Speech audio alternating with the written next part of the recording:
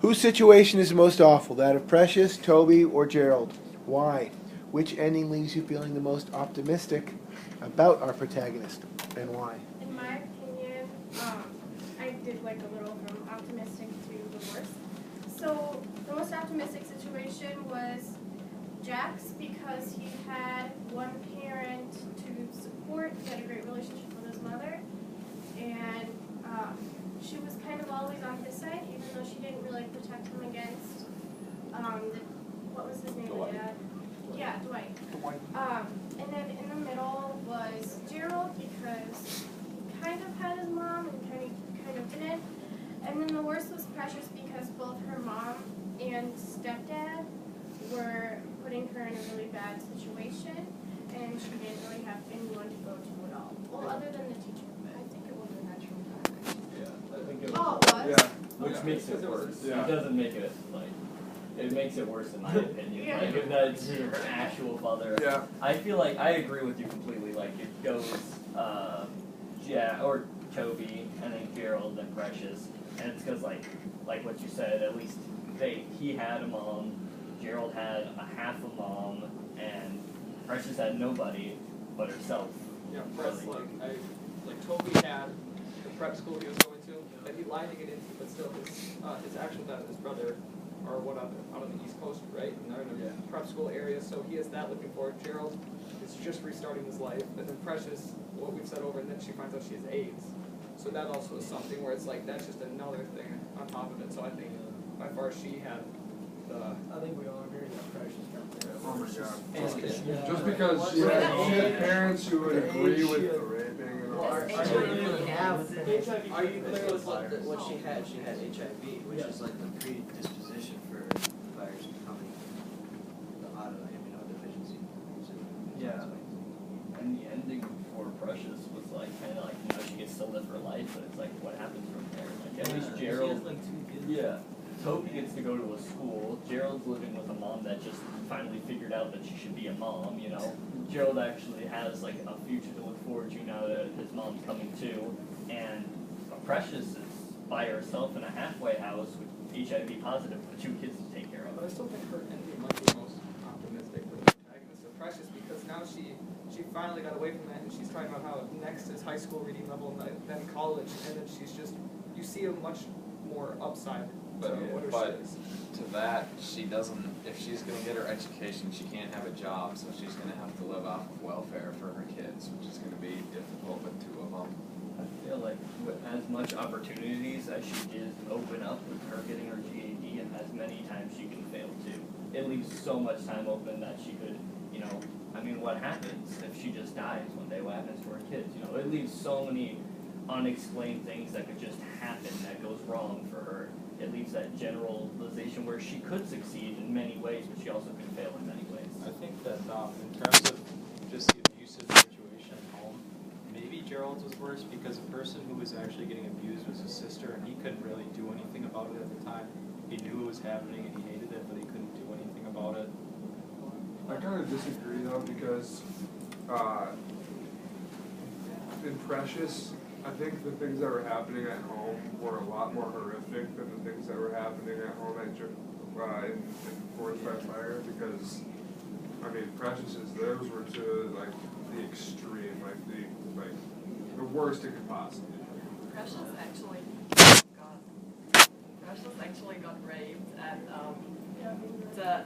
Angel, it was so bad because Angel was so young the first time, but he was actually kind of just molesting her and touching her, and I don't say that that's good as well, but he didn't actually rape her. So, and then being pregnant with your father's children, I think that's just, I would look at my children and just, I mean, it's like you want to love your children, but on the other side, I would look at them and be like, that's not right. I have a little prediction for the future for them. It's not necessarily true, but you know how all of their parents have been most likely raised a certain way, which would cause them to think it's okay for them to be the way they are with their children. That maybe some of them can go into depression or start doing bad things, and when they have kids themselves, or for example Precious, to kind of go bad things in the future. Just because they were raised that way, maybe they just won't know a different way to deal with it. I think because it happens so fast, some people switch and they're saying, I'm not letting that happen. You know, yeah, if you're just like, you know, I'm assuming that like Jordan or like something, you know, is just beat around as a kid and that's all they do, so they did it. But like, I feel, especially Precious, that what she has gone through, she knows that that's not right. And people have told her that, so I don't think she's gonna allow any of that to happen since it really happened to her. It's not just, you know, the spanking or whatever. I think that the reason we say Jack has the most optimistic is because at the end of the movie we saw how his future was and that he was actually pretty successful. I think he was an author, right? Yeah, he made this movie. Yeah. The movie was about his life. Yeah, so we knew how his life went on after it. So I think that's why we say that he, obviously, like, the story gives you the most optimistic, but, like, there's other reasons to it. I think, going off of what Thor was talking about, I also think that, like, the economic standpoint, or, like, how families were off economically, did have a big impact on them as a whole, for the characters, because Dwight was a very wealthy man, and so for Jack to go live with him, that was big. And then Gerald did have two parents helping with an income, but then Precious had no one. So I also think that she was, she had a good enough this time. Well, this is kind of backtracking, but kind of going back to like between Angel and Precious and like how they were both like getting abused. Like we never specifically hear what Precious. We know there was like a little bit of touching, but we never get too much into like Angel's abuse. We get to physically see Precious's abuse, which kind of leans it more towards Precious, because seeing it is a lot more effective than reading like there might be something going on. And I feel like the only way they could do something as effective as Precious's like visual is they would have to like really badly describe it, and that would be just not even good to read. Like nobody would want to read that. So why they leave it as like a mystery for Angel is because like you think of that, so you're not just physically being like, wow, this book's just terrible and not reading